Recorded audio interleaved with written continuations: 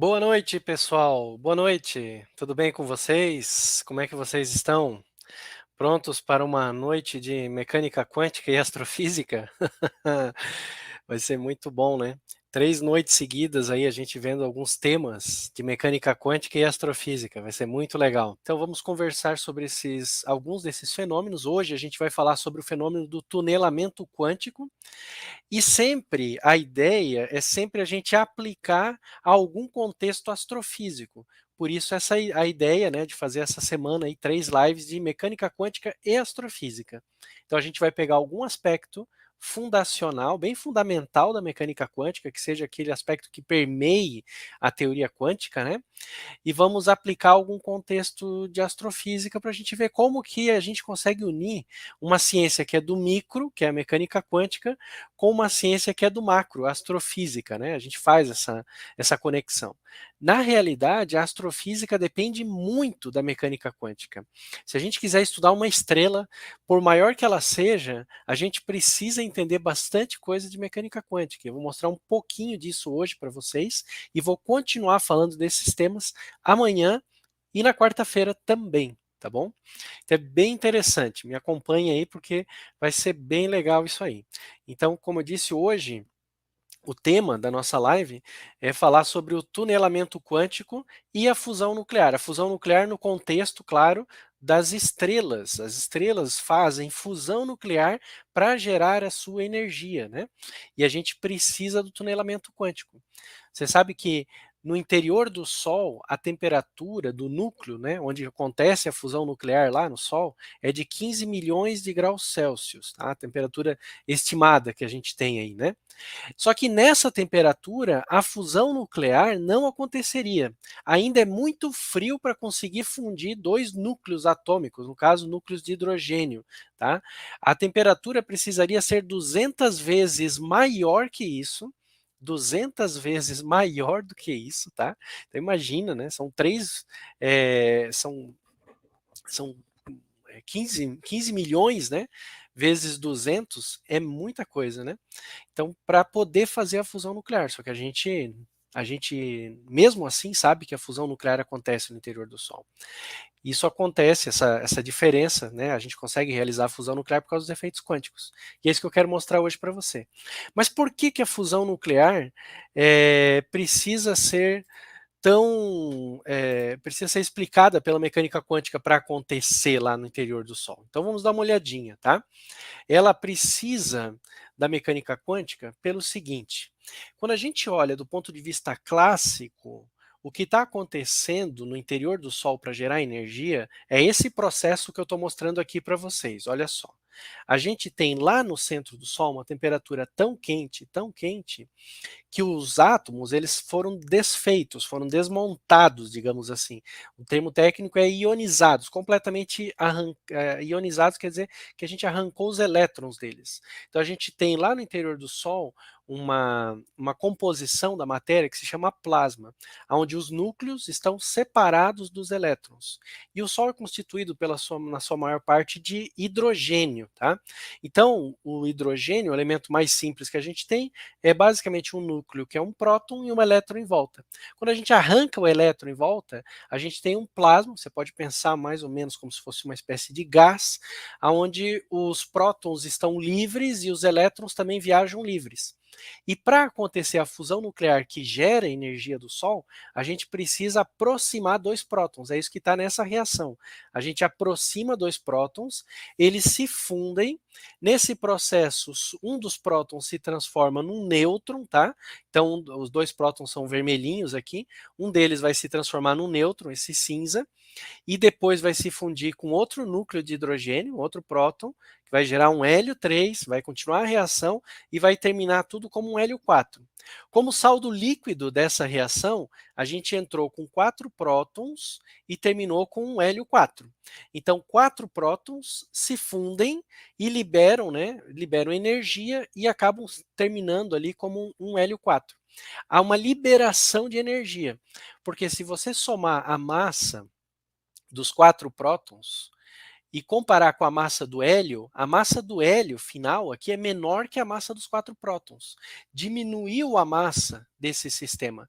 E o que aconteceu com essa massa? Virou energia, luz. A quantidade é dada pela equação famosa lá do Einstein, E igual a mc quadrado.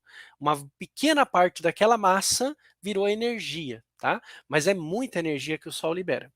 Mas aonde que está o problema aqui desse processo que eu estava falando para vocês? O problema está, se você lembra das leis da elétrica, quando eu tenho duas cargas de sinais iguais, elas se repelem.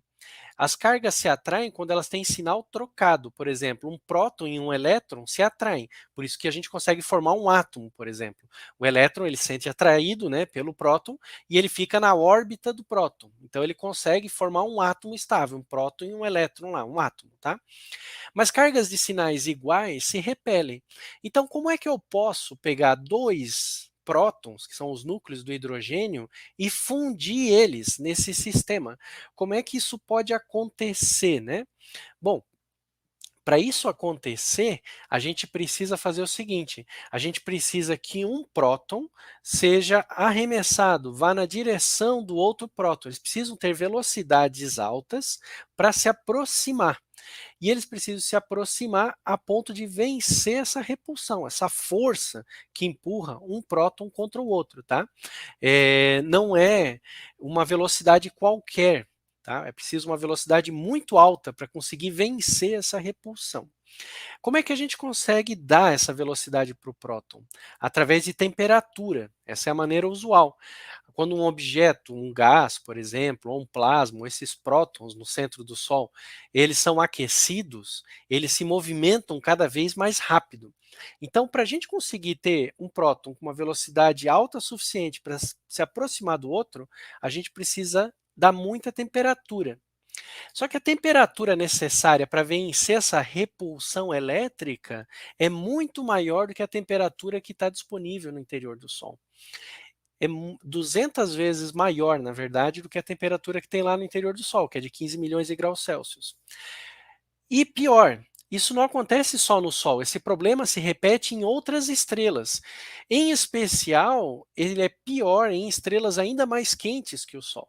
Em estrelas mais quentes que o Sol, a fusão nuclear que libera energia, deixa eu só ajustar a tela aqui, a fusão nuclear que libera energia, ela é diferente dessa. A fusão nuclear que libera energia em estrelas mais quentes é um outro ciclo, tá? Você não precisa entender todos os detalhes do ciclo, mas é, por exemplo, um ciclo chamado CNO.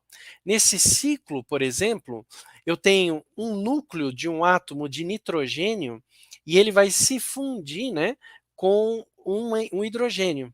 Então, o nitrogênio se funde com o hidrogênio. E aí vai virar um carbono e vai liberar hélio ainda nesse processo. É toda uma cadeia que vai acontecer. Mas pensa nesse processo aqui. Eu tenho um núcleo bem grande do nitrogênio e eu preciso arremessar um próton contra esse núcleo. Só que esse núcleo, ele tem os nêutrons, que são cinza, não tem carga elétrica, e tem os prótons, que tem carga elétrica positiva. Ele tem vários prótons aqui que tem carga elétrica positiva. Então, esse hidrogênio que eu vou arremessar contra ele, ele vai sentir uma repulsão elétrica de um monte de prótons. Como é que ele pode entrar dentro desse núcleo se todos esses prótons estão empurrando ele para longe, querem que ele se afaste? Para ele entrar, é como no processo ali do hidrogênio queimado no centro do Sol. Eu preciso ter velocidades muito altas. Só que nesse caso, velocidades ainda maiores, tá? Isso acontece em estrelas maiores que o Sol, onde o núcleo é ainda mais quente. Mas mesmo nessas estrelas, a velocidade das partículas lá no núcleo não é suficiente, pensando só do ponto de vista da física clássica. Eu preciso, na física clássica, precisaria, pela física clássica, ter temperaturas muito mais altas para gerar essa energia. Então, para poder explicar como isso acontece, porque é um fato que acontece, né? A gente precisa usar a mecânica quântica. E essa é a ideia da aula de hoje. Eu quero explicar para vocês que através de um efeito chamado tunelamento quântico, a gente consegue fundir partículas, né, prótons, por exemplo, em temperaturas mais baixas. A mecânica quântica meio que engana, né, a física clássica, né, ela trapaceia. Não, joguinho de palavras. Na verdade, a natureza segue, as leis que a natureza segue nesse nível aí das partículas fundamentais, são as leis da mecânica quântica, que descreve o comportamento do mundo microscópico. Só que é um efeito que é super importante, no caso, do mundo macroscópico das estrelas, né? Se não fosse a mecânica quântica, as estrelas não poderiam existir, não poderiam se sustentar. Só que para eu explicar para você qual é o efeito quântico, né? Como é que esse efeito quântico acontece, a gente precisa entrar em algumas ideias da mecânica quântica. Então, antes de explicar a fusão nuclear do ponto de vista quântico, a gente precisa entender alguns conceitos. E um dos conceitos mais importantes, na verdade, o conceito básico para a gente entender esse fenômeno aqui, é entender a questão das ondas. Porque na mecânica quântica, as partículas, por exemplo, aquele próton que eu estava descrevendo para vocês, são descritos como ondas. A gente chama função de onda para descrever essas partículas, tá? E isso está no cerne, na raiz do efeito do tunelamento quântico. Então vamos entender que história é essa de ondas na mecânica quântica. Por que a mecânica quântica fala em ondas, tá? E o que seriam essas ondas, para a gente entender bem direitinho. A história começa, por incrível que pareça, com um físico que é o pai da física clássica, que é o Newton, tá? A gente começa a entender a história das partículas sendo vistas como ondas, entendendo a história da luz. O Newton, quando estudou a luz, ele escreveu um livro só sobre a luz. Ele escreveu vários livros. O livro mais famoso dele é um livro de mecânica, mas ele também escreveu um tratado sobre a ótica, tá? Ele estudou muito ótica e teve várias ideias importantes a respeito da ótica. Uma das ideias que o Newton tinha é que a luz era composta de partículas. Então, como nessa ilustração aqui, uma lâmpada, quando ela emite luz na visão do Newton, ela emitia várias partículas, cada partícula com uma cor diferente, representando as várias cores que existem. Tá? Para o Newton, a luz toda era composta dessas partículas diminutas, que a gente, né, naturalmente, né, ele não conseguia ver essas partículas, mas ele conseguia descrever várias propriedades óticas, reflexão, transmissão da luz quando passa de um meio para outro, por exemplo, quando a luz entra dentro do vidro e muda de direção, quando a luz ela abre em várias cores, como num arco-íris, o Newton conseguia explicar usando essa ideia dele das partículas, tá? Só que a ideia do Newton de que a luz era composta de partículas não era uma unanimidade, apesar de toda a autoridade do Newton. Tinham outros físicos na época do Newton, especialmente os físicos franceses. Lembra que o Newton era inglês, né? Então existia toda uma escola de física, uma tradição de física na França, e você deve lembrar que há uma grande rivalidade entre ingleses e franceses, né? Como há uma rivalidade aí entre brasileiros e argentinos, por exemplo, havia toda uma rivalidade. Havia uma escola de física na França, ou seja, a escola quer dizer uma tradição de pensamento, né? Uma tradição de pensamento sobre alguma propriedade e tal. Essa escola de pensamento francesa pensava que a luz, na verdade, era composta de ondas, tá? E onda é totalmente diferente de partícula. Uma coisa é uma bola correndo num campo de futebol, outra é uma onda na superfície de um lago. A física, para descrever as propriedades da bola que corre num campo de futebol ou de uma onda que está na superfície de um lago, é bem diferente, tá? São equações diferentes, propriedades físicas diferentes, os fenômenos físicos são diferentes. Então havia uma grande competição aí na época do Newton entre aqueles físicos que pensavam que o Newton estava certo, que a luz era composta de partículas, e aqueles que pensavam que era uma onda. Os franceses ganharam essa competição científica, digamos assim, tá? Dois nomes muito importantes são o Huygens e o Fresnel, tá? A Academia Francesa de Ciências chegou a fazer uma competição com um prêmio para quem conseguisse provar, né, qual era a natureza da luz, tá? Fresnel conseguiu provar, através de alguns efeitos óticos, que a luz era composta de ondas. Isso foi um pouquinho antes de 1800, por aí, tá? Então temos ali o Newton, os vários franceses disputando sobre a natureza da luz. A gente está em torno de 1800, um pouco antes, um pouquinho depois, todas essas disputas aí ocorrendo, tá? O Newton é antes, os trabalhos dos franceses começaram na época do Newton e se postergaram um tempo ainda, tá? Por volta da metade do século XIX, 1850 mais ou menos, um outro físico muito importante, chamado Maxwell, tá? Não é francês, evidentemente, né? Dá para ver pelo nome, tá? O Maxwell, ele estava estudando a eletricidade e o magnetismo, nada a ver com luz, né? Nada a ver com luz. Estava estudando eletricidade e magnetismo. Quando ele se deparou com um resultado muito inusitado, ele percebeu que o eletromagnetismo, os fenômenos elétricos e magnéticos, permitiam a existência de uma onda eletromagnética.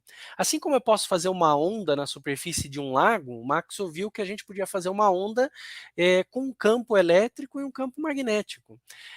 O campo elétrico e o magnético oscilariam como uma onda normal, só que um perpendicular ao outro. Se um está num plano horizontal, como esse verdinho aqui, que é o campo elétrico, o campo magnético, que é o roxo, está num plano vertical.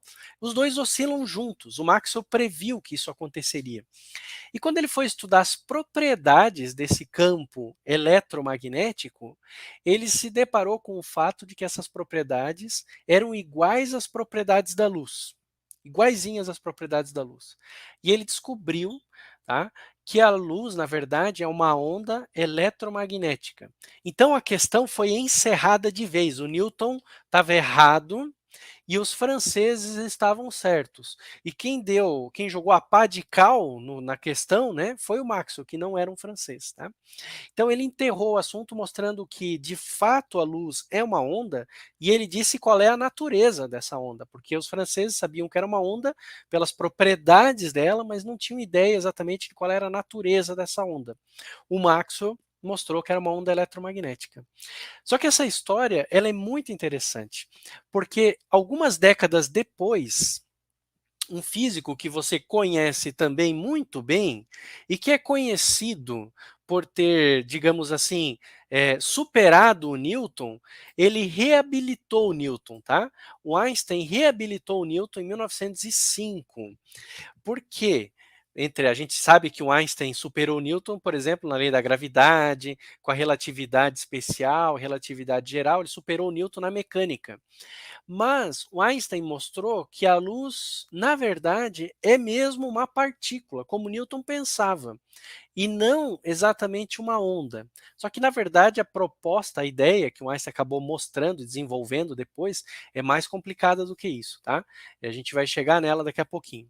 Mas, basicamente, o Einstein, através de um fenômeno elétrico também, só que envolvendo ótica, mostrou que a luz era composta de partículas, como pensava o Newton. E ele chamou essas partículas de fótons, tá? Como é que era esse efeito? A gente não precisa entrar em todos os detalhes dele, tá? Mas era um efeito muito interessante chamado efeito fotoelétrico.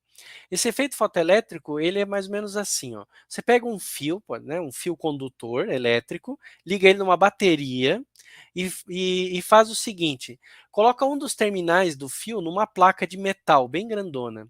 E no outro terminal do fio, uma outra placa de metal, tá? E aqui é vácuo, então você bota dentro uma cápsula de vidro, uma coisa assim, e fica vazia.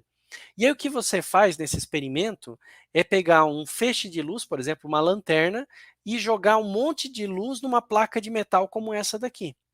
O que acontece quando você joga luz numa placa de metal é que a luz arranca elétrons do metal. Como assim elétrons do metal? É que o metal é composto por átomos de metal, ferro, cobre, depende do metal que você está usando aqui. Você pode usar qualquer metal para esse experimento, tá? Então ele vai ter átomos desse metal. esses átomos têm elétrons, né? Tem o núcleo e tem os elétrons em volta. E muitos desses elétrons, eles estão soltos pelo metal. Quando a luz bate nesses elétrons, ela arranca eles do metal. Ela precisa de um pouco de energia, mas ela leva os elétrons para fora do metal. A gente sabe que isso acontece porque, como isso está num circuito elétrico, quando os elétrons caem aqui, eles começam a caminhar pelo fio elétrico, assim como a gente tem, né? Então, os elétrons caem aqui e geram uma corrente elétrica. Na verdade, um elétron vai empurrando o outro, né? Como numa fila, né? Um vai empurrando o outro, e a gente vai tendo aqui uma transmissão elétrica, uma corrente elétrica. E a gente consegue medir corrente elétrica, né? A gente coloca um aparelhinho ali que mede essa corrente elétrica e sabe a intensidade da corrente, ou seja, quantos elétrons a luz está arrancando. Então veja que a gente tem um fenômeno super interessante aqui nesse chamado efeito fotoelétrico. O fenômeno é que a gente incide luz nessa placa, a luz bate nos elétrons e arranca esses elétrons. Do ponto de vista da física clássica, né, a física que até então estava valendo ali para os físicos, a luz, ao bater nesses elétrons, ela deveria arrancar os elétrons dependendo das propriedades da luz. Por exemplo, se eu tivesse um feixe de luz muito intenso, eu deveria arrancar os elétrons com muita energia. Mas isso não acontecia. Se eu tivesse um feixe de luz com pouca intensidade ou com muita intensidade, os elétrons saíam com a mesma energia, não mudava a energia. Algumas outras coisas esquisitas aconteciam aqui. Se eu pegasse esse feixe de luz e colocasse uma luz vermelha, muitas vezes eu não arrancava elétron nenhum também. Mas se eu usasse um feixe de luz azul, eu arrancava muitos elétrons. Então saíam os elétrons ali daquele metal. Eram várias coisas esquisitas que aconteciam que não estavam de acordo com a física clássica, que via a luz como uma onda, tá? A física clássica que via a luz como uma onda pensava que quanto mais energético fosse o feixe, né, mais energia os elétrons deveriam ter ao sair. Ela pensava também que não importava a cor da luz, porque a cor da luz muda só algumas propriedades da onda, mas mais cedo ou mais tarde ela ia conseguir dar energia para os elétrons saírem. Só que a gente não via isso, a gente via que dependendo da cor não saía nada, nenhum elétron. O Einstein estudou esse problema e publicou um artigo sobre ele em 1905. É o mesmo ano em que ele publicou o primeiro artigo sobre a relatividade especial. Tá? E mais outros dois artigos importantes. Nesse ano, 1905, ele publicou 4 artigos muito importantes. Tá? Um deles é sobre esse efeito. E esse artigo é muito importante porque é um dos artigos que faz uma das primeiras aplicações do que então seria a mecânica quântica. Qual é a aplicação que o Einstein faz? Usando a ideia básica da mecânica quântica, a sementinha da mecânica quântica tinha sido lançada 5 anos antes por um físico chamado Planck, o Einstein propôs que esse fenômeno poderia ser explicado se a luz fosse composta de partículas, fótons, pequenas partículas quânticas, tá? Que carregavam um pacotinho de energia, uma certa quantidadezinha de energia que batia nesses elétrons e arrancava eles da placa e eles saíam. Então ele pensou nisso em termos de colisão, como num jogo de sinuca, né? Uma bola vem, bate na outra e bota a outra em movimento. A partícula de luz é uma bolinha que bate no elétron e bota ele em movimento, arranca ele daqui. Então, o que a gente chegou à conclusão aqui é que se a gente olhasse esse experimento, a gente entendia que a luz deveria ser uma partícula. Mas se a gente olhasse os experimentos do Maxwell e dos franceses sobre a luz, a gente entendia que a luz deveria ser uma onda. A gente estava dividido, porque os experimentos que os franceses e o Maxwell mostraram eram claros. A luz é uma onda, tem propriedades de onda, se transmite pelo espaço como uma onda, é detectada como uma onda, a gente consegue fazer antenas, né, que detectam ondas de rádio, várias ondas eletromagnéticas e a onda de luz também. Só que esses experimentos, como esse do efeito fotoelétrico, mostravam que, em alguns casos, ela se comportava como partícula. A gente chegou num divisor de águas, digamos assim, conceitual. ou melhor dizendo, uma encruzilhada conceitual. A gente tinha um problema que era o seguinte: a gente, em alguns experimentos, via a luz se comportando como partícula, em outros como onda, e não conseguia entender como explicar tudo de uma forma só, uma visão única. A conclusão que os físicos chegaram é que havia uma dualidade na luz. A luz era onda e era partícula, tinha comportamentos de onda em alguns casos, e comportamento de partícula em outros casos. Um físico francês, de novo, tá? Chamado Louis de Broglie, ele pegou essa ideia. O de Broglie era um físico que gostava muito da teoria da relatividade, ele admirava muito Einstein, conhecia os trabalhos do Einstein. Ele pegou essa ideia do Einstein para a luz e pensou em aplicar para todas as partículas conhecidas. De Broglie é um caso interessante na física. Ele é de uma família muito rica, ele e o irmão dele, Maurice, tá? Eram físicos, era uma família muito rica, e ele deveria ter seguido a carreira diplomática. Ele estudou na Sorbonne, fez história na Sorbonne, faculdade de história na Sorbonne, tá? E ele deveria ter seguido nessa área. Mas ele se revoltou, o irmão dele, Maurício, também, se revoltou, e os dois seguiram na física, tá? Só que o Maurício era experimental e o Louis era teórico. Então, o de Broglie, pensando nessa ideia do Einstein, ele, em 1924, começou um trabalho de doutorado em física. Chutou o balde e disse: não, eu vou fazer o que eu gosto, não vou ser diplomata coisa nenhuma, e vou estudar física. E ele começou uma tese de doutorado em física, uma tese brilhante de doutorado, tá? Onde ele fez uma proposta. Ele propôs que não apenas a luz tinha comportamento dual de onda-partícula, mas também a matéria normal, elétrons, prótons, todas as partículas, elas são vistas ora como partícula, ora como onda. E a gente pode, em algum experimento, precisar usar a explicação ondulatória, em outros experimentos usar a explicação de partícula. E o de Broglie usou a ideia de onda para explicar como que um elétron podia orbitar um núcleo, tá? Na época era um problema grave que existia na física, que era explicar os orbitais dos elétrons em torno dos núcleos. Os físicos não conseguiam explicar isso direito, tá? E um físico também famoso chamado Bohr, ele tinha proposto algumas regras que parecia que explicavam as contas, mas conceitualmente eram um pouco estranhas. O de Broglie pensou o seguinte: se o elétron for uma onda, se comportar como uma onda em volta de um núcleo, então eu consigo explicar várias propriedades. Como é que um elétron poderia se comportar como uma onda, pensou o de Broglie? Eu vou pensar que ele vai ser uma onda que a gente chama estacionária. Veja que não tem um começo e um fim. Essa onda, os nós estão, né, onde as ondas aqui são zero, né, eles estão igualmente distribuídos aqui em torno do núcleo. O elétron, ele então, ele forma uma espécie de onda parada, que a gente chama estacionária, o termo na física, em torno do núcleo. Pensa numa ondinha que fica oscilando continuamente em torno do núcleo, e ela sempre chega, né, no mesmo ponto, na mesma altura, do mesmo jeito ali. Ela fica perfeitamente fechada em torno do núcleo. É uma onda em torno desse núcleo. Um elétron, que é uma partícula. A gente sabe que o elétron é partícula, porque a gente consegue medir várias propriedades de partículas dos elétrons. A gente consegue arremessar os elétrons, consegue fazer um monte de experimentos. Mas o de Broglie, usando as ideias do Einstein, resolveu radicalizar e aplicar para a matéria. O fato é que a ideia dele explicou tão bem o átomo de hidrogênio, as propriedades do átomo de hidrogênio, daí aqui não vai dar tempo da gente entrar em todas elas, que ele ganhou o Prêmio Nobel de Física pela tese de doutorado dele, pela proposta dele, 5 anos depois. Assim, foi algo surpreendente. É muito rápido esse tempo, tá? 5 anos aí.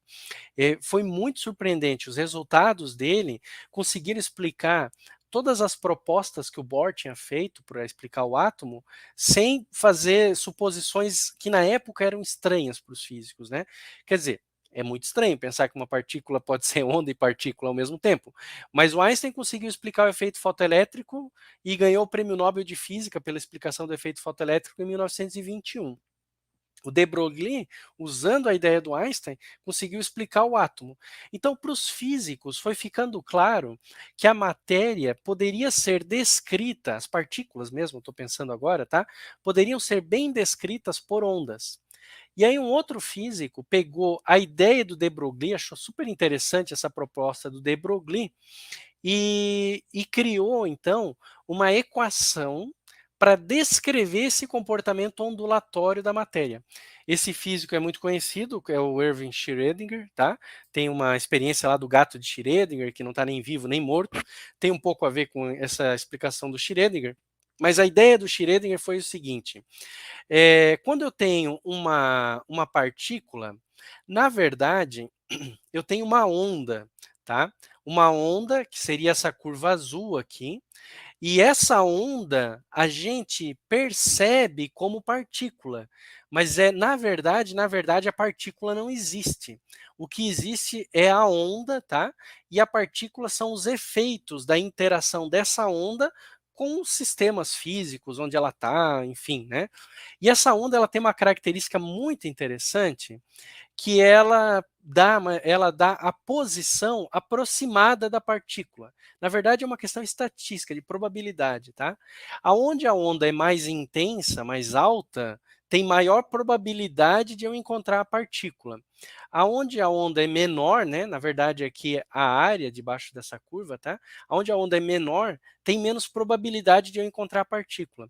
Mas a partícula não está bem localizada, ela pode estar em qualquer lugar aqui. A gente só acha a partícula quando faz um experimento para tentar localizar ela exatamente, tá?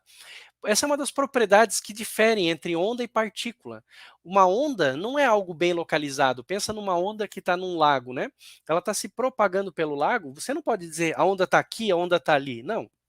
A onda está em vários lugares do lago, ela está se propagando pelo lago, né? Pensa numa onda do mar, por exemplo. Uma partícula é bem diferente. Eu posso dizer onde que está a bola, está aqui, está ali.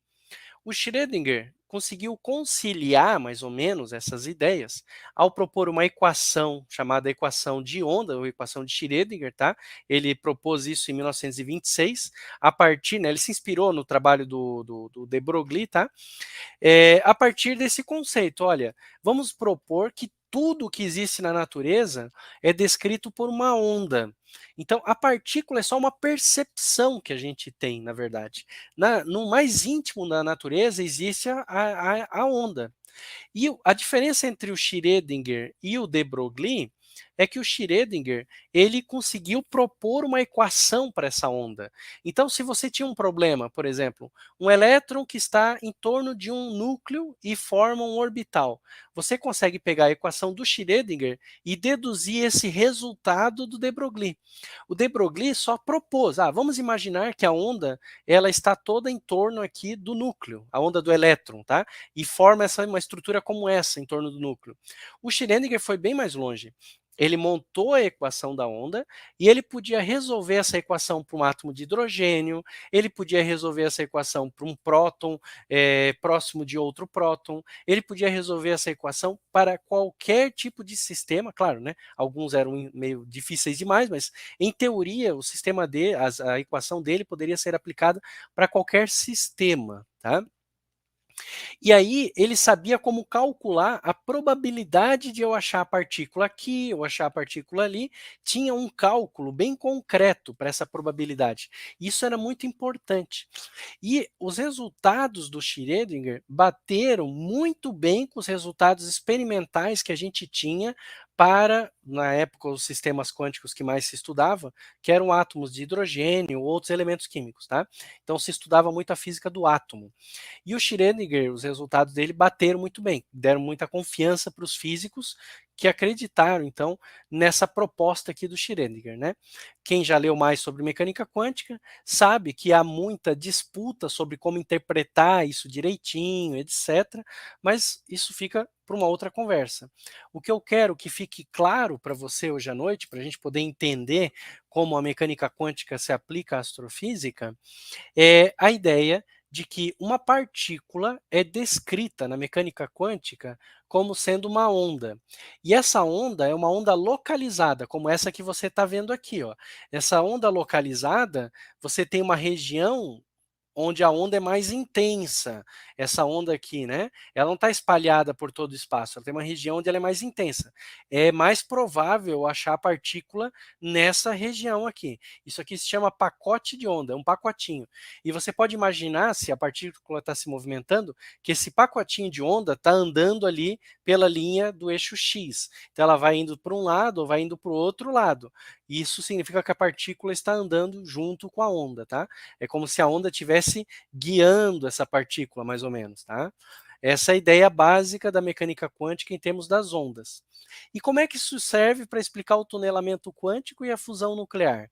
Pelo seguinte, quando a gente tem o problema da fusão nuclear, lembrando vocês, é esse daqui, olha só.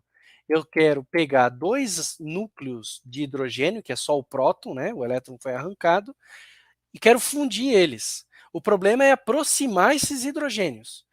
A gente descreve isso daqui da seguinte maneira. A gente descreve em termos das energias que estão envolvidas no processo. Olha só. A gente tem num eixo energia potencial, tá? Energia para aproximar os prótons. No outro eixo, a distância que os prótons estão um do outro. Você pode pensar nisso daqui como um barranco, tá? Então imagina o seguinte, que um próton está parado e eu quero aproximar o outro, ele vai sofrer uma repulsão elétrica. Do ponto de vista da física, isso é análogo a eu ter um morro e eu quero uma bola que vai subir esse morro. Quando eu tenho uma ribanceira e uma bola que vai subir o morro, o que acontece? Eu jogo a bola, ela vai subindo, diminuindo de velocidade, eventualmente ela para e começa a descer de novo. Quando dois prótons se aproximam, acontece algo muito parecido. Do ponto de vista da física, é equivalente nas equações. Eu tenho um próton que vem de longe, ele vem se aproximando, diminuindo de velocidade, ele chega numa distância que a repulsão faz ele parar. E aí ele começa a voltar. A gente escreve isso dessa maneira. O próton tem uma certa energia de movimento, tá? Então ele tem uma energia aqui, a energia do sistema, na verdade, tá? A energia de movimento dele é a diferença entre a energia do próton e a energia aqui do potencial eletromagnético. Quanto maior essa altura, maior a velocidade do próton. Então ele está subindo aquele barranco do potencial e diminuindo a velocidade dele. Ó. Aqui a velocidade dele, a altura, né, para. Ele para. O próton vem, se aproxima, para e volta. Ele não consegue grudar no outro próton. Ele não vence essa barreira de potencial, tá?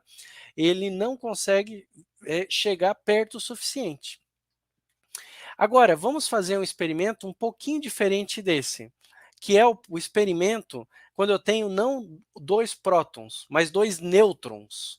Dois nêutrons é bem diferente. Por quê? Porque o nêutron, ele não tem carga elétrica. Então, não há repulsão elétrica entre eles.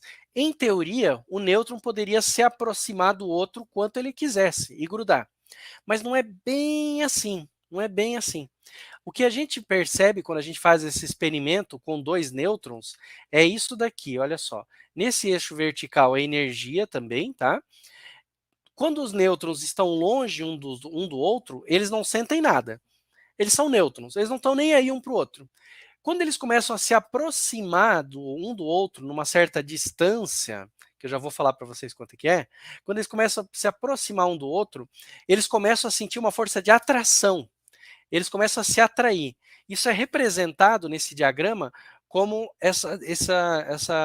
esse buraco aqui, tá? É como se o nêutron rolasse montanha abaixo. Então, eles estão lá não dando bola um para o outro. Esse daqui está vindo com uma certa velocidade, ela nem muda. Ela nem muda, ele não sente nada, não sente atração nem repulsão. Quando chega numa distância, ele começa a se sentir atraído. Opa, ele vai mais rápido. E aí ele vai cair aqui, só que ele, depois de uma certa distância, ele começa a sentir uma repulsão. Ele não sobe. Essa força que o nêutron sente aqui, é uma força chamada força nuclear. Existe uma força que é diferente da força elétrica ou da força gravitacional, que é a força que atua entre partículas de um núcleo, prótons e nêutrons, tá? Os nêutrons sentem força nuclear. Prótons também sentem força nuclear. tá? E a gente pode formar um estado que a gente diz que é um estado ligado. Se eu tiver um nêutron, eu peguei um nêutron paradinho e fui trazendo ele paradinho e deixei ele perto do outro nêutron. Ele vai se sentir atraído. Então ele vai vir aqui, ele vai vir com uma certa velocidade, ele sofre uma repulsão, ele volta. Ele fica próximo, os dois ficam próximos uns dos outros, tá? Um do outro, numa região que a gente chama de ligado, o sistema está ligado. Dois nêutrons ficando grudadinhos. A gente pode fazer isso com um próton também, porque na verdade o próton sente a força nuclear. Se a gente quiser entender a dinâmica do próton, a gente precisa olhar para as duas curvas aqui. Então vamos lá, agora ficou bem mais difícil. Vem devagar comigo que você vai entender. Primeiro, a gente tinha essa curva vermelha, que é a da repulsão elétrica. Então, se um próton vem, ele sente essa repulsão elétrica, ele não consegue se aproximar. Mas, ao mesmo tempo, ele sente a atração nuclear. Então, a partir de uma certa distância, ele sente o efeito líquido total, que é essa curva azul. Essa distância são 3 femtometros. Femto é uma sigla que significa 10 na menos 15. Tem o centímetro, centômetro, né? Centímetro, que é 10 a menos 2 ou 0,02, tá? 10 a menos 15 é muito, muito, muito pequeno, tá? Muito menor que o tamanho de um átomo. É o tamanho típico de um núcleo. Tamanho típico de um núcleo. O que acontece com o próton é o seguinte: quando eu estou longe, quando um próton está longe do outro, eles sentem só a repulsão, eles sentem se afastar. Mas se eu pudesse colocar um próton perto do outro, mais perto do que 3 femtometros, eles se sentiriam atraídos. Atraídos porque a força nuclear é mais forte nessa distância do que a força eletromagnética de repulsão. A força eletromagnética, a gente diz, ela atua em grandes distâncias. A força nuclear atua só em distâncias nucleares, que é a distâncias da ordem do femtometro, tá? Então, quando a gente pega dois prótons, tem uma certa distância que eles se repelem e uma certa distância que eles ficam grudados, ligados. É isso que está acontecendo com esses prótons lá que vão formar um núcleo de hélio na fusão nuclear. Inicialmente eles se repelem, mas existe uma certa distância que, se a gente puder vencer, eles se aproximam. E qual é o problema aqui? O problema que a gente tem é essa corcova, gente. Em geral, na temperatura que a gente tem no centro do Sol, 15 milhões de graus Celsius, o próton não tem energia para vencer esse barranquinho aqui. O próton vem, diminui de velocidade e para, e depois é repelido. Então o próton vem, diminui de velocidade e vai embora. Ele não consegue se aproximar mais do que os 3 femtometros para poder se ligar com outro próton. Tá? Ele não conseguiria passar. Para ele passar, a gente precisa dar mais energia para o próton. Isso é feito aquecendo ele. Então, ao invés de 15 milhões de graus Celsius, eu preciso de muito mais temperatura no centro da estrela para aquecer ele e dar certo, tá? E aí entra a mecânica quântica. O que a mecânica quântica faz? Ela faz um efeito chamado de tunelamento quântico. O próton tem essa barreira de energia para vencer. Do ponto de vista da física clássica, mecânica clássica, ele só venceria essa barreira se você der velocidade suficiente para ele subir e descer a barreira. Mas do ponto de vista da mecânica quântica, ele pode passar pela barreira sem ter a energia necessária. Como é que isso acontece? Acontece porque o próton não é só uma partícula, ele é uma onda, essencialmente uma onda. Então a gente diz que há uma barreira para ser vencida, uma barreira de energia, tá? O próton antes da barreira, ele é uma função de onda, então ele é descrito por uma onda. Só que a onda não termina nessa barreira, a onda não termina aqui. A onda continua na barreira. Ela é bastante atenuada, mas ela continua existindo aqui dentro, ela não se encerra na barreira. Ela existe aqui e ela passa para o outro lado. Então, como a onda não é a posição do elétron, do próton exatamente, mas a probabilidade de eu encontrar um próton, antes a grande probabilidade, porque a intensidade da onda é grande. Depois há uma baixa probabilidade, mas existe. Existe uma probabilidade de eu encontrar o próton depois da barreira, porque a onda que descreve o próton, ela é só atenuada pela barreira. Claro que se essa barreira ela for maior, né, a atenuação vai ser tal que eu quase não vou mais achar prótons aqui. Se essa barreira for menor, a atenuação vai ser pequena e eu vou achar a probabilidade de achar prótons do outro lado é muito grande. Vamos dar uma olhada nisso daqui do ponto de vista da mecânica clássica e mecânica quântica. Vamos comparar as duas, tá? Na mecânica clássica, a gente tem o seguinte: dois prótons. Aqui, na linha tracejada, está a linha de retorno. Eu vou pegar um próton e vou jogar na direção do outro. Vamos imaginar que esse aqui está parado. Eu vou jogar esse próton na direção desse. Ele vai vir aqui com velocidade inicial, vai diminuindo a velocidade dele até chegar nessa linha. Quando ele chega nessa linha, ele para. E aí a repulsão empurra ele para longe. Tá? Empurra ele para longe. É como subir um morro. Ele sobe, para, e aí a gravidade leva ele de novo embora. Tá? Isso é física clássica, mecânica clássica. E na mecânica quântica? Na mecânica quântica podem acontecer duas coisas. Muitas vezes, o próton vai se comportar exatamente como o caso quântico, o caso clássico. Ele vai se aproximar do outro, vai parar e vai retornar. Mas algumas vezes vai acontecer um tunelamento quântico, algumas vezes. Ele vai se aproximar da barreira, tá? Não vai parar aqui na barreira. Ele vai se aproximar e vai aparecer do outro lado, tá? Então esse próton não está parado. Na verdade, eu não devia ter desenhado esse próton aqui. Ele vai se aproximar dessa barreira e vai aparecer do outro lado. Algumas vezes volta, mas algumas vezes aparece do outro lado.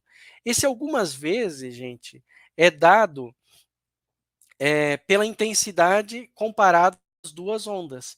Eu calculo quanto que tem de probabilidade do próton nessa parte e quanto que tem de probabilidade aqui. Por exemplo, digamos que aqui eu tenho 80% da minha função está aqui e aqui 20% da minha função. Então eu digo que há 20% de transmissão, de probabilidade de transmissão. Como a gente está falando de reações nucleares que acontecem no centro da estrela e que são trilhões e trilhões de reações nucleares por segundo, a gente pode falar que dessas trilhões e trilhões de reações nucleares, 80% vamos encontrar o próton do outro lado, voltando. Ele não passou a barreira, ele ficou desse lado. 20% ele vai estar lá do outro lado. Ele tunelou, ele conseguiu passar essa barreira por causa desse efeito quântico.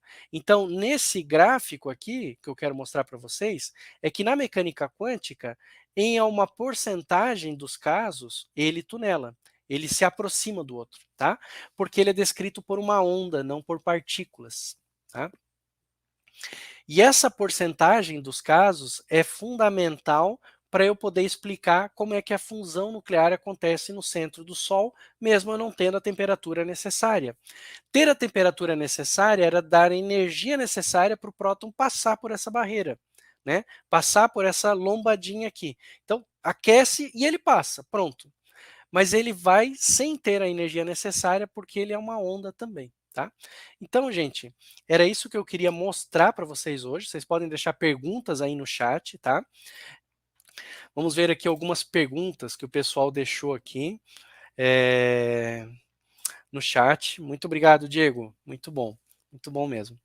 Vamos ver o que nós temos aqui, algumas perguntinhas.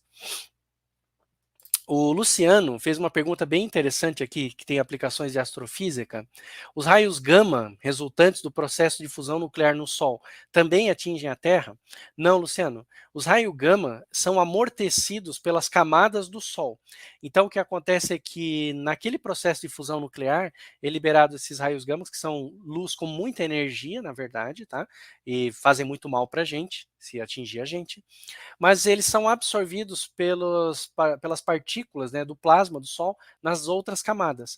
Eles aquecem essas camadas e elas reemitem luz em comprimentos menos energéticos. É um processo de esquentar e reemitir em comprimentos menos energéticos até que chega na superfície do Sol em agradáveis aí 5.800 graus Celsius, né? Bem melhor que 15 milhões de graus Celsius. E aí a gente recebe luz não tão intensa, não tão forte assim, tá bom? mais amortecida, digamos assim, graças a Deus, né? Senão a gente estaria queimado. Muito obrigado, Alessandra. Vamos ver aqui, ó, o Marcelo colocou a seguinte pergunta: existe um percentual de sucesso na reação próton-próton, por isso o Sol queima devagar? Exatamente, Marcelo. Esse percentual que você está chamando de percentual de sucesso, né? É essa probabilidade do próton fazer o tunelamento.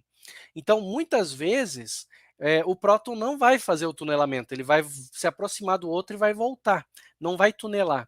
Mas em algumas vezes vai acontecer o tunelamento. E a gente calcula isso através da função de onda. Então eu pego a função de onda e aí tem um cálculo que a gente faz nela, tá? Que a gente consegue calcular exatamente a probabilidade disso acontecer. É o que você chamou de percentual de sucesso. É exatamente isso que você colocou aí. Tá bom, Marcelo? Muito bom, gente. Muito obrigado. Vamos ver aqui. O Lucas está perguntando o seguinte: conseguimos reproduzir esse tunelamento quântico em laboratório para geração de energia por fusão nuclear? Muito bem colocado, Lucas. A gente consegue sim, tá? Conseguimos fazer isso. Hoje, uma das grandes metas aí da área de energia, né, é ser capaz de gerar energia por fusão nuclear. A gente já está conseguindo gerar processos de fusão nuclear que liberam energia, que dão um saldo positivo de energia, e a gente conta sim com um tunelamento quântico para isso acontecer. Tá? É, embora o processo seja um pouquinho diferente, não é a reação próton-próton direta que a gente está usando ali, mas os princípios são os mesmos. Isso mesmo, tá? Vamos ver aqui. O Bruno colocou o seguinte: professor, a explicação para as forças de atração e repulsão dos nêutrons são explicadas pela existência dos quarks na força nuclear forte, através da cromodinâmica quântica, correto? Isso mesmo, Bruno. Exatamente isso. São, na verdade, tanto os prótons quanto os nêutrons são compostos de quarks, tá? Que são partículas ainda mais fundamentais que os nêutrons e os prótons, e esses quarks eles interagem via essa força forte que eu estava falando para vocês, né, nuclear forte, que o Bruno deu um nome aqui específico dela, né, eu estava só chamando de força nuclear, mas o nome técnico mesmo é força nuclear forte, e ela acontece por causa dos quarks, exatamente. Deixa eu ver, a Maria Carline colocou o seguinte: professor, como fica a força forte nesse contexto? Então, Maria, a força forte é exatamente essa força nuclear que eu estava falando. Ela, nesse contexto, ela faz os prótons se aproximarem. Só que ela só começa a ter relevância quando eles já estão bem próximos um do outro.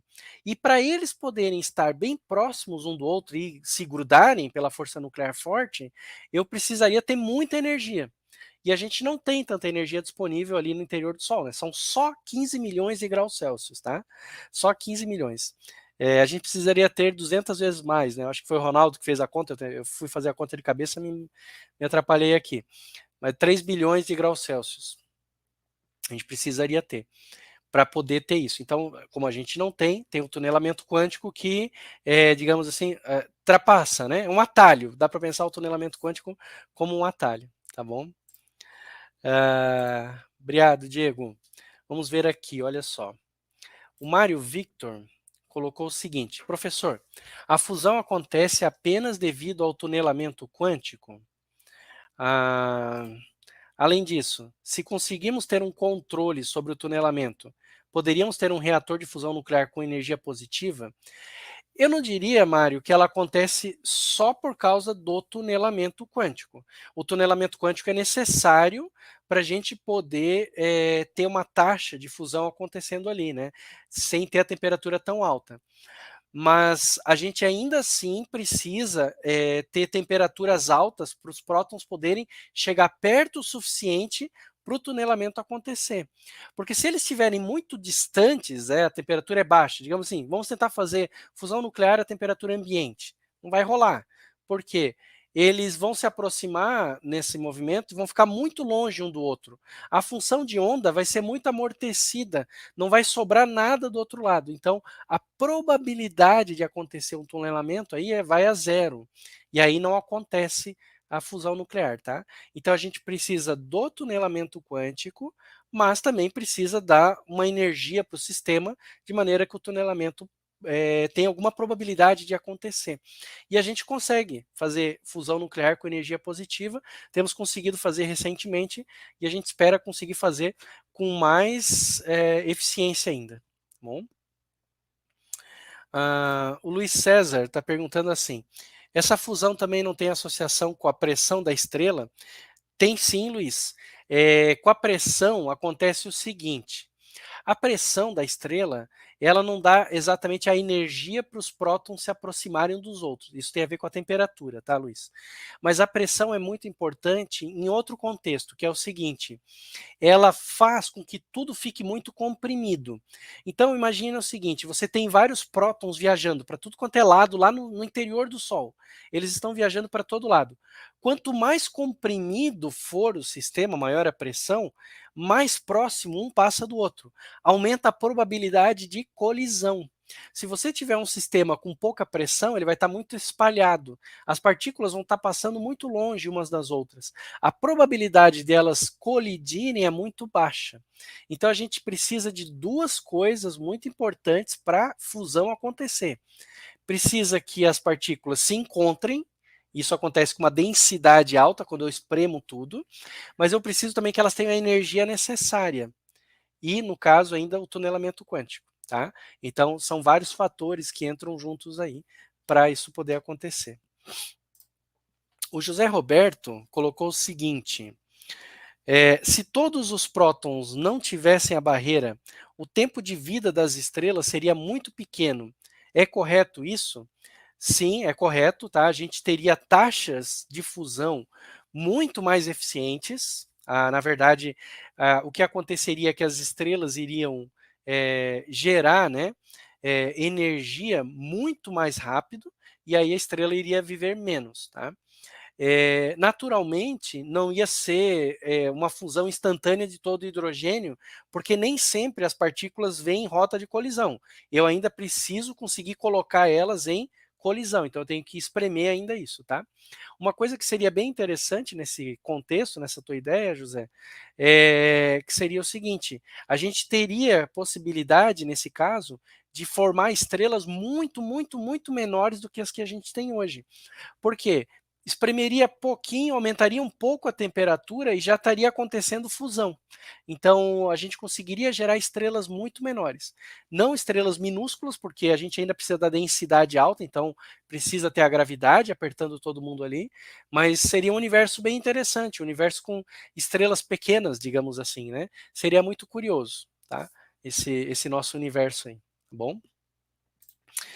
Muito obrigado. É... A Ana Cláudia colocou assim, ó: eu não me recordo muito, os poços quânticos, eles entram nesse conceito de tunelamento quântico também? Sim, Ana, os poços quânticos são, na verdade, isso daqui, ó, Ana. O poço quântico, deixa eu mostrar a telinha aqui, eu estava sem mostrar a telinha. O poço quântico é esse azul aqui, ó, Ana. E quando eu tenho potencial, ele forma essa estrutura aqui. Isso a gente chama poço de potencial quântico, tá? Então é o poço quântico no caso da força eletromagnética e força nuclear, tá bom? Claro que a gente, nos livros, né, de mecânica quântica, quando a gente vai montar, a gente simplifica isso daqui, né? Faz uma curva bem quadradinha, bem simplificada, só para facilitar a matemática do processo. Mas o poço, estritamente falando, é essa curvinha azul aí. Então tem tudo a ver com isso sim, Ana. Vamos ver aqui. Que legal. Obrigado, Humberto. Vamos ver mais gente aqui. Então, o Paulo colocou aqui, ó: qual é o papel da gravidade no interior da estrela? Por que 150 milhões são suficientes para a fusão num reator tokamak? Então, Paulo, a gravidade no centro da estrela, o papel dela é espremer as partículas, aumentar a pressão, como a gente estava falando lá, aumentar a densidade. A gravidade aperta todo mundo. Num tokamak, você consegue fazer a fusão nuclear a temperaturas mais baixas, porque na verdade a fusão ela vai acontecer. Só que a questão é a taxa com que isso vai acontecer. Então, se você botar 150 milhões de graus Celsius, né, você vai conseguir aproximar os prótons uns dos outros e vai ter um termo, né, da onda, digamos assim, que vai dar uma probabilidade de acontecer o tunelamento. Numa estrela, tá? Numa estrela, eu não preciso ir uma temperatura tão alta, eu posso ficar numa temperatura mais baixa, como o Sol, 15 milhões de graus Celsius, porque eu já tenho muito material e acaba sendo suficiente para a taxa de energia que o Sol precisa para se manter estável. Mas num tokamak, a gente quer poder fazer mais fusão nuclear, a gente quer poder liberar energia. Então, quanto mais eficiente a gente for, melhor ainda. Então, por isso que a gente aumenta a temperatura para ser mais eficiente do que a gente já é, do que a natureza é, né, numa estrela, tá? A questão toda aqui é a eficiência. Quanto mais eficiente a gente puder ter, quanto maior a probabilidade de acontecer, né? Porque não é tão fácil você ter dois prótons vindo para se colidir. Quando isso acontece, eu quero que ocorra a fusão, eu quero que aconteça o tunelamento. Então eu aproximo eles mais, eu diminuo a barreira que eles precisam vencer pelo tunelamento, tá bom? Ah, exatamente, Luiz. Todas as tentativas de fusão nuclear contam com tunelamento quântico. A gente precisa delas, sim, com certeza. Tá? Inclusive as energias renováveis aí que a Ana está colocando também, tudo isso aí precisa mesmo do tunelamento quântico, senão não sai, não funciona, tá? O Jean Claude está colocando assim: professor, no caso de estrelas que têm um processo de fusão nuclear para elementos mais pesados, isso, o tunelamento quântico é menos atenuado ou é explicado por outro efeito? Não, o tunelamento quântico acontece da mesma maneira, tá, Jean-Claude? A explicação do tunelamento quântico é igual para todas as estrelas, o que está acontecendo ali. O que muda é isso daqui. Deixa eu pegar lá um dos slides ali do começo, ó. Isso daqui chama ciclo CNO. Eu posso fazer fusão de hidrogênio por esse ciclo aqui, chama ciclo próton-próton. Ele acontece. Eu estou mostrando o slide, esqueci de mostrar para vocês. Espera aí. Agora sim.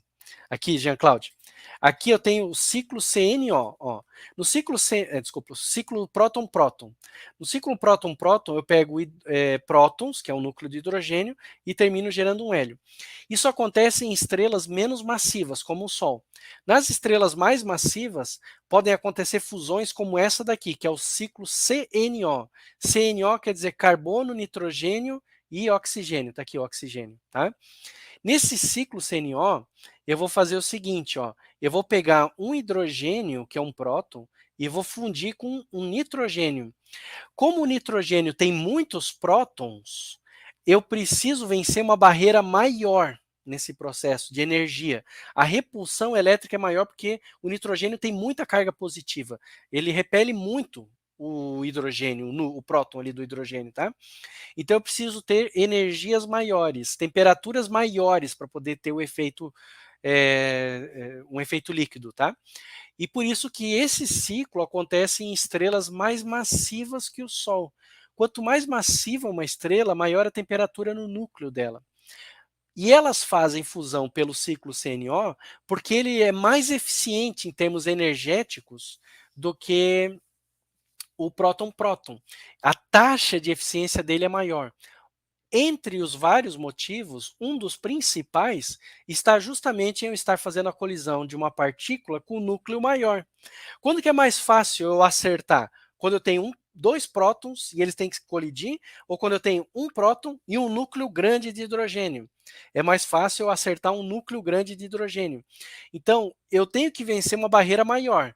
Mas se eu tiver temperatura para isso, e as estrelas maiores têm, eu consigo vencendo essa barreira maior, tem mais probabilidade de acertar o núcleo. Tem vários núcleos, eu acerto eles mais fácil. O saldo líquido no final disso é que as estrelas grandes acabam gerando mais energia por esse ciclo do que pelo outro.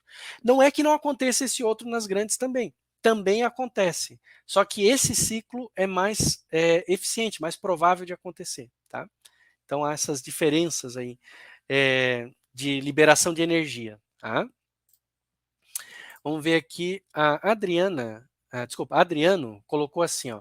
Como se explica a liberação de energia da fusão nuclear? O princípio, Adriano, é sempre o mesmo, tá? É a equação E igual a mc² do Einstein. A energia é igual a massa vezes a velocidade da luz ao quadrado.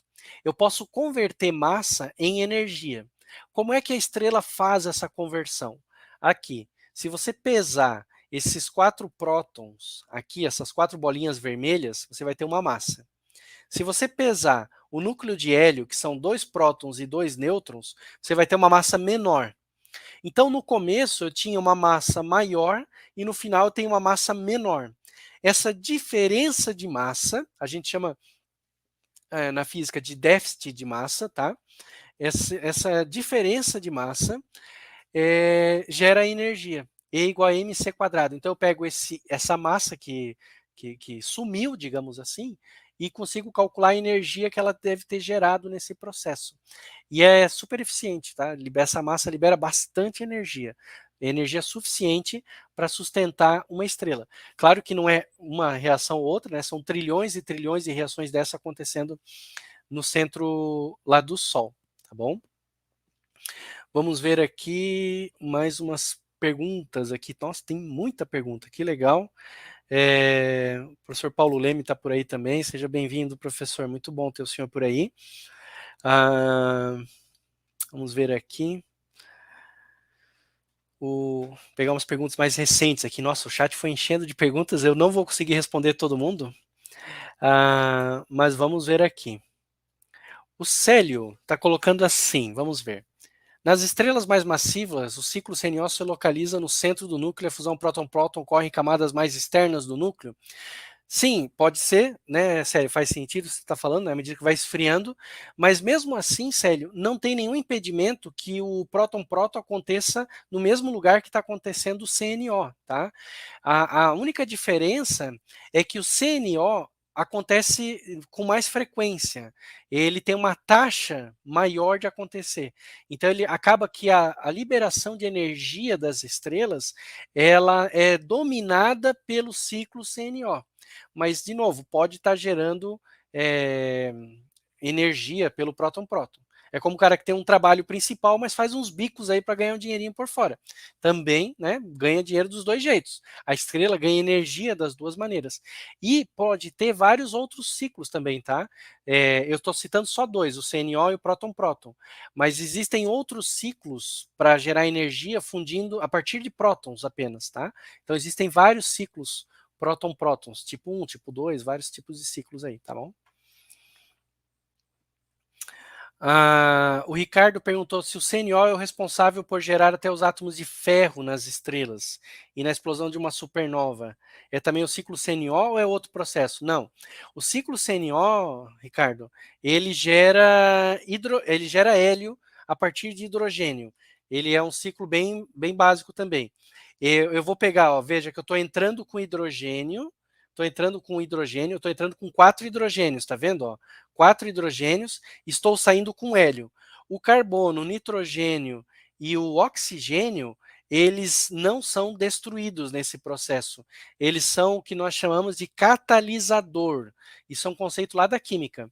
O catalisador, ele é um elemento que entra na reação para acelerar a reação ou para tornar a reação possível, mas ele não é ele não faz parte da reação final, do balanço final, tá? Veja que eu permaneço com eles aqui, eles não saem. Quem entra e sai nesse ciclo são hidrogênios e hélio. Então, o CNO ainda é um ciclo para queima de hidrogênio em hélio. Claro que ele só pode acontecer em estrelas que têm carbono, nitrogênio e oxigênio lá dentro do núcleo, né? Se não tiver, não dá para fazer CNO também. Ele precisa desse catalisador. Mas no caso, as estrelas que vão fundir elementos mais pesados, essas estrelas, elas fazem outros ciclos de fusão nuclear com núcleos mais pesados. Então elas vão pegar, por exemplo, núcleos de carbono e vão gerar outros núcleos mais pesados que o carbono, a partir de outras reações nucleares, tá bom? Vamos ver aqui algumas outras perguntas aqui. Vamos ver se eu deixei uma pergunta interessante. Que bom, Renato, muito bom. Eu adoro ter professores aqui para aprender mais, né? Muito bom, tá. Ter professores, saber que esses conteúdos entram aí, né, na n n no enriquecendo o conteúdo para vocês passarem para os alunos. Obrigado, professor. Eh vamos ver aqui, vamos ver mais perguntinhas aqui. O Célio colocou uma outra pergunta aqui. A função de onda tem energia antes da barreira. Após a barreira, a função de onda tem energia menor. Essa diferença de energia é a que é liberada durante a reação da fusão nuclear? Não, Célio. Aqui não é que a função tem energia. Aqui se trata de probabilidade. Quando a gente fala, deixa eu abrir a função de onda aqui, ó. Quando a gente fala numa função de onda como essa daqui, tá? O que a gente tem é probabilidade de localizar a partícula, não de energia. Então, se você calcula a área debaixo dessa curva azul aqui, né, tem que levar ela ao quadrado, fazer umas coisas aqui, mas quando você calcula, né, a área basicamente disso daqui, você vai perceber, você vai fazer o cálculo de probabilidade. Se você calcular a área debaixo de toda a curva, é 100% de probabilidade, ou seja, em algum lugar a partícula está. Se eu pegar só um pedaço dessa região, eu vou ter um percentual de probabilidade de encontrar partícula nessa região. Então, digamos, se eu calcular aqui, pego um trecho aqui, né? Um pedacinho, uma fatia aqui, eu posso encontrar 20%. Então, há 20% de probabilidade da partícula estar aqui, 80% de probabilidade de estar em outros lugares. Quando a gente aplica essa ideia para o tunelamento quântico, cadê? Aqui. Quando a gente aplica essa ideia para o tunelamento quântico, é o mesmo conceito. Não é a energia, mas a probabilidade de localizar a partícula. Então, vou dizer, né, vou inventar um número aqui, tá? Se eu calcular a área aqui de baixo dessa curva, vai dar 80%, e aqui 20% da área total da curva. Então, é 80% de probabilidade do próton ficar aqui e 20% de estar do outro lado. Então a gente interpreta isso dizendo que em 20% dos casos ele vai tunelar, em 80% dos casos não, ele vai refletir. Essa é que é a ideia, tá, Célio? Vamos ver aqui, o Carlos está colocando. A colisão do próton e o núcleo mais pesado não deveria provocar a fissão do núcleo? Em alguns casos, causa sim, Carlos. Especialmente, não quando é um próton, mas especialmente quando é um nêutron que bate no núcleo mais pesado, tá?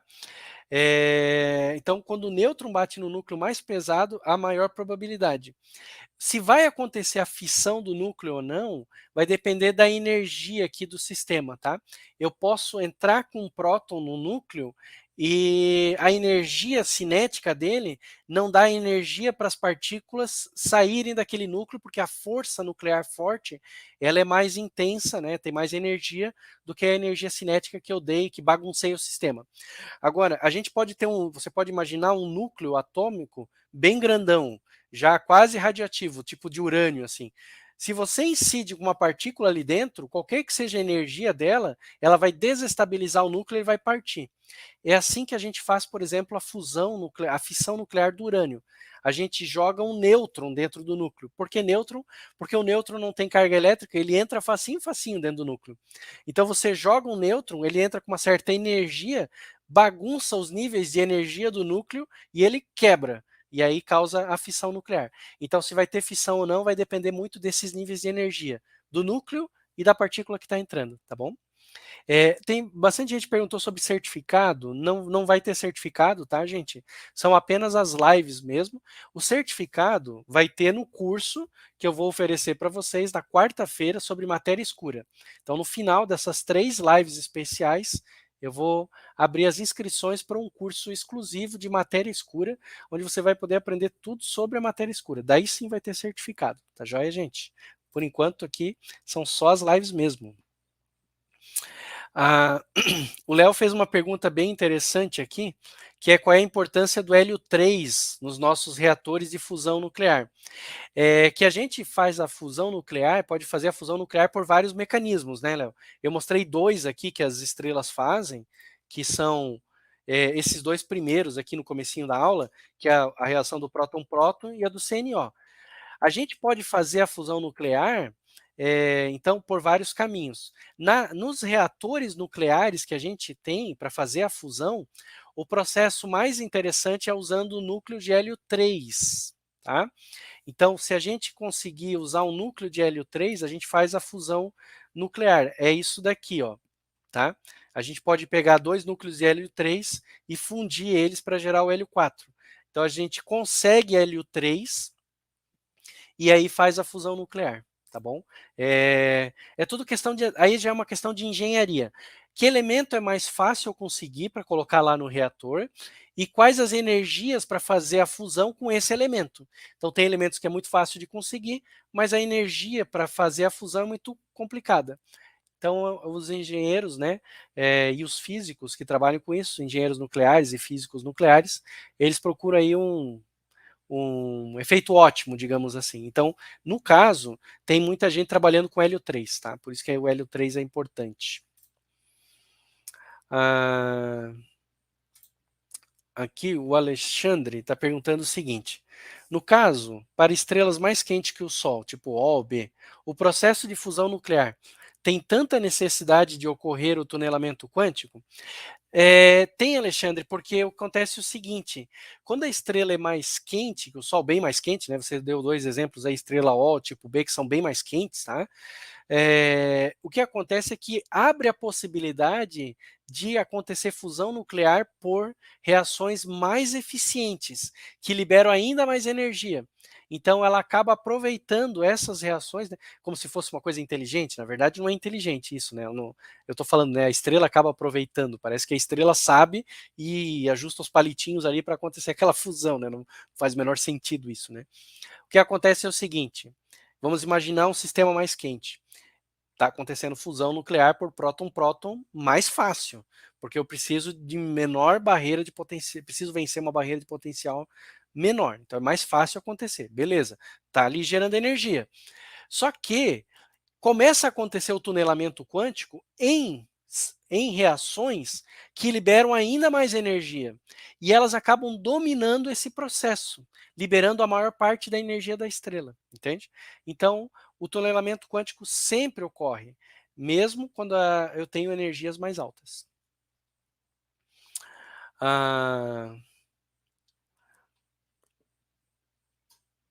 Vamos ver aqui. Jonas colocou assim: a diferença de energia no túnel aumenta? Interfere em algo? Sim, interfere bastante. Se você tiver uma energia, uma barreira maior de energia para vencer, Júnior, aumenta esse amortecimento aqui, ó. Quanto maior a energia da barreira que eu preciso vencer, deixa eu ver se está aparecendo a imagem, tá. Quanto maior a energia da barreira que eu preciso vencer, mais amortecida vai ser a onda dentro da barreira. E aí menos sobra do outro lado.